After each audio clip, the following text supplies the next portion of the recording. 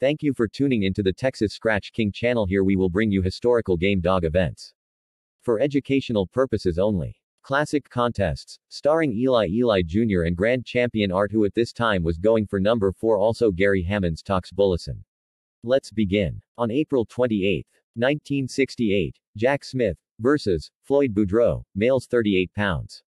Cajun rules, Howard Teal, referee, and Pete Sparks, timekeeper. Jack is using a red and white dog called Bozo, said to have been bought by Sonny Sykes from Jerome Hernandez. Floyd is using a black which he calls Eli. Eli gets the first hold as Bozo gets skin hold and throat. Eli is getting into the throat of Bozo as Bozo works an ear trying for a shoulder.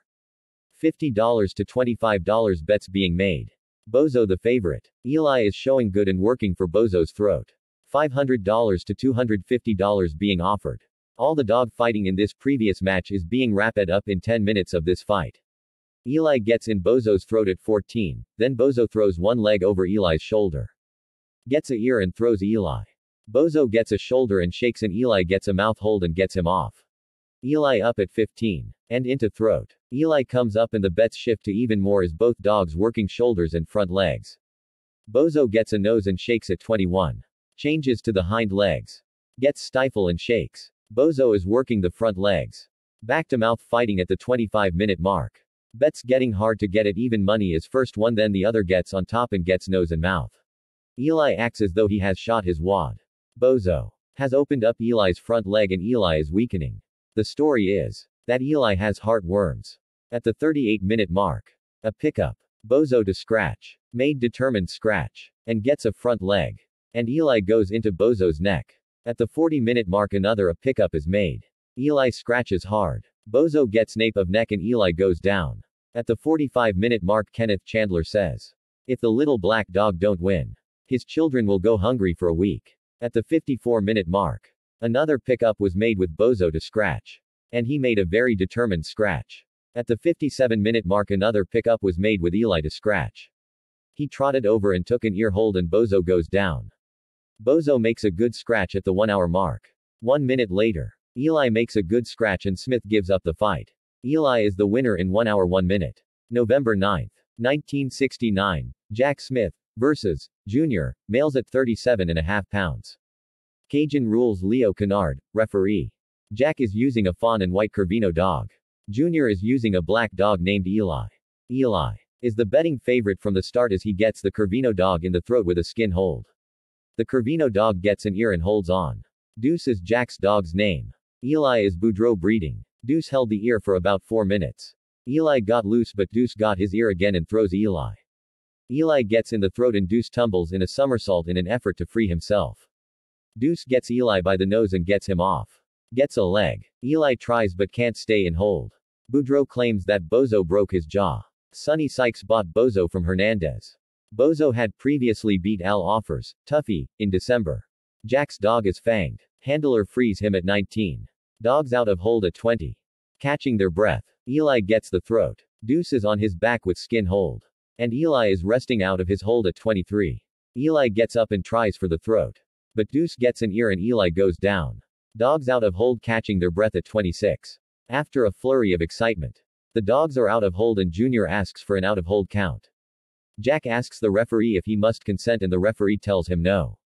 So Jack refuses to go along with the out of hold count. Eli gets up and gets a good hold on a front leg but lets go and stands. Deuce is flat. Catching breath at 30. Then they are up and at it. And Eli is working a cheek hold. Deuce was fanged through the tongue. Jack frees him. Eli acts like he thinks he has done all he should be called on to do but goes back into foot and skin holds. At 35. The dogs are out of hold. Catching their breath. Eli turns. A pickup is made. Eli scratches hard and went for the throat and Deuce goes down. 37. A handle was made. Deuce to scratch. Deuce is counted out and the black dog makes a good courtesy scratch. Eli declared winner in 38 minutes. April 19, 1969, Douglas Nyrider versus Gary Stoop, males 50.5 pounds. Cajun rules to govern. Don Maloney, referee. Doug using a son of Eli and out of Eli's half-sister. Gary had a big head. Well-built red and white dog. Called Jack. I believe he is a California-bred dog.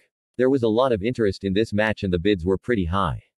And this Eli Jr. had killed one hog in January with C.J. Jones in Dallas. The black was said to be foul-fighting dog that would eat a dog's stifle, stomach, and other parts up. Gary had a hard-biting dog that he believed could hold the black dog off until he tired, then chew him up. Both dogs looked real good and as strong as bears.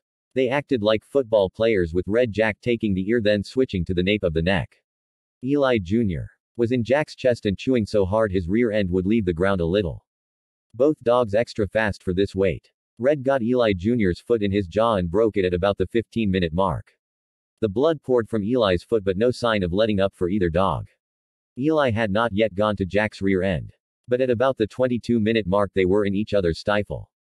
But still Eli had not taken the foul hold. Eli began to go ahead of Jack from the 22-minute mark on. This Eli Jr. was as terrible as Doug had said he was. I think Gary had one of the few dogs in the country that could have stayed with this Jack dog. Jack turned at 31 minutes and when called on to scratch came halfway over. Then turned around and went back to his corner. I will be the last one to blame him for quitting on that dog. Eli Jr. the winner in 32 minutes. Eli made a fast hard Cowtree scratch. Eli Jr. was voted Chi Best Dog of the convention. February 22, 1970, Douglas Nyrider versus Kent Tatum, males 51 pounds. Cajun rules to govern, Cecil Pond, referee. Kent Tatum's red dog, Buck, was conditioned and handled by Wendell Trussell while Bobby Hall had conditioned and was holding the black dog. Eli Jr. for Nyrider. Dogs swap out stifle holds when they first meet. After about 4 minutes of this, the black dog learns to hold him off with ear holds. At about the 6-minute mark, Eli gets the stifle, but Buck gets him off with a ear hold. Eli gets a shoulder hold at about the 12-minute mark, and works Buck over good until Buck gets him off with a nose hold. At the 20-minute mark, the pattern has been the same, but Buck is weakening as Eli has been pouring it on. By the 25-minute mark, Eli Jr.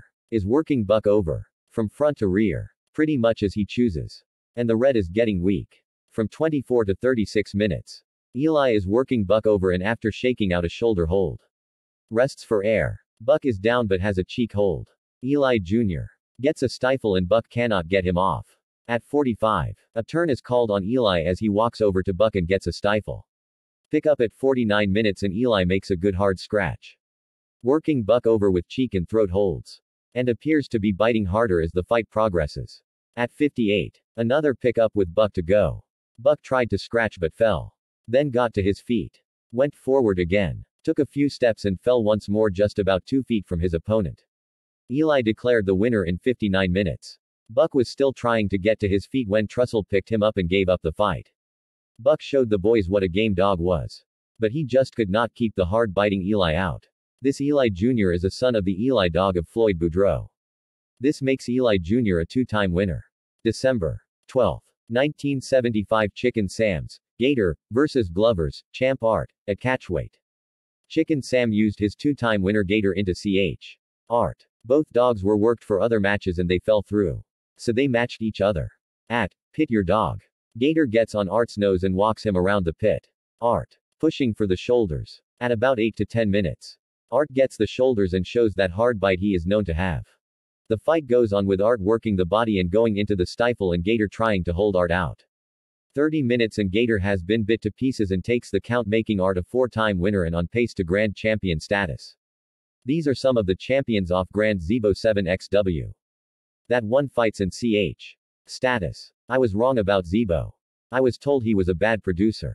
This got out because him and Honeybunch didn't produce great dogs. He also had many grandsons and great-grandsons that won fights. Zebo produced many winners on down through his family tree. He also produced more champions than Eli Jr. or Bullyson. Ch. Nelson's Zipper. Ch. Patton's Mojo. Ch. Ratliff's Trap. Ch. Soler's Black Manda. Ch. Steps Rudy. Ch. Steps Willie. Ch. Kayan Gang's Albuelita. Ch. Fitch's Diamond Jim. Ch. Hughes Gator. Lewis Carver 2XW. Winning dogs out of Eli Jr. Gr. Ch. Art 7XW. Grant's Winson 1XW. Bunce's Dinky 2XW. Cummings Dear Abbey 1XW. Jordan's Stomper Jr. Witzel's Mona Lisa 1XW. Long's Nasty 1XW. H and H's Eli third. 1XW. CH. Crenshaw's Hurt. Divine's Patty 2XW. Gomes Nuts 1XW. Kemmer and Boudreaux, Bumblebee 2XW. Carver's Orphan Annie 11. 2XW. Cummings Eli 11 2XW. Many winning grandchildren and lots of winners produced by Eli Jr. Through several generations. Bullyson winning offsprings. Davis's CH Midnight Cowboy. Hyde's Bloody Sunday 2XW. CH Hall and Long Stomper. Hudson's Tex 2XW. Kemmer's Macho 2XW. Carver's Iodine 2XW. Morfine's Nuraras 1XW. Benson's Bojangles 2XW. CH Crenshaw's Honeybunch. CH Davis's CH. Chivo. Doc's Honeybear 1XW. Hall and Long's Bullyson Jr. 1XW.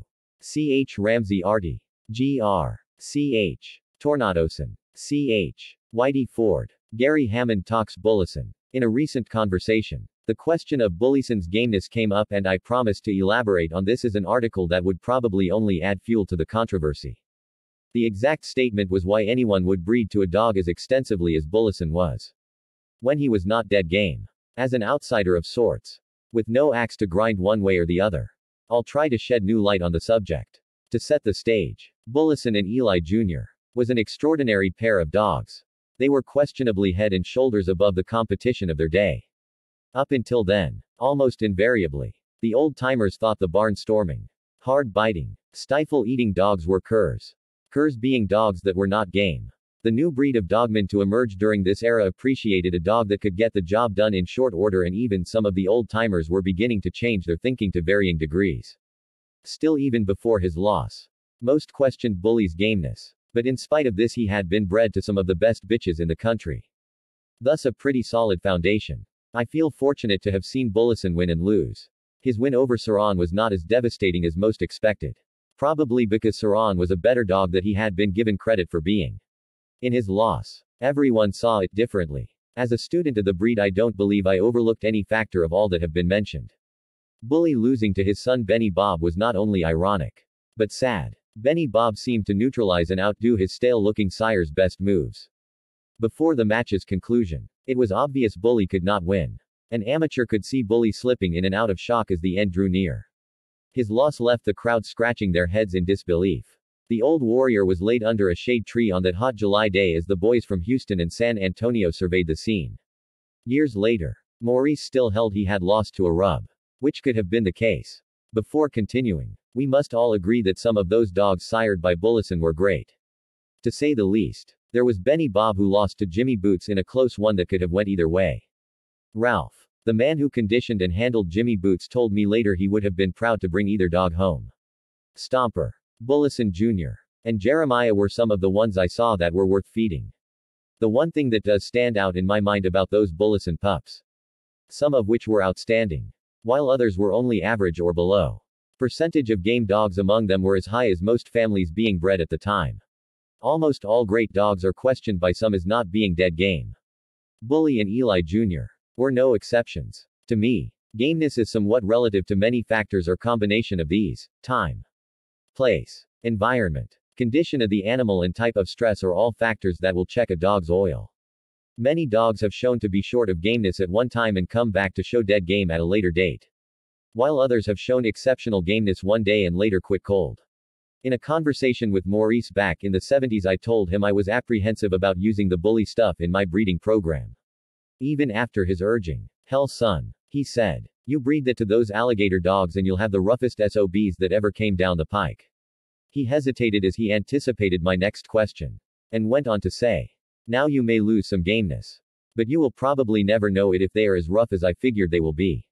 We have all heard the Bobby Hall stories about having to chunk Bully his feet and getting on cars and climbing trees to get away from him. If he had been mine during these times, he would have never had to worry about Benny Bob killing him. This, too, is a unique situation, as Bully did not produce a high percentage of maneaters.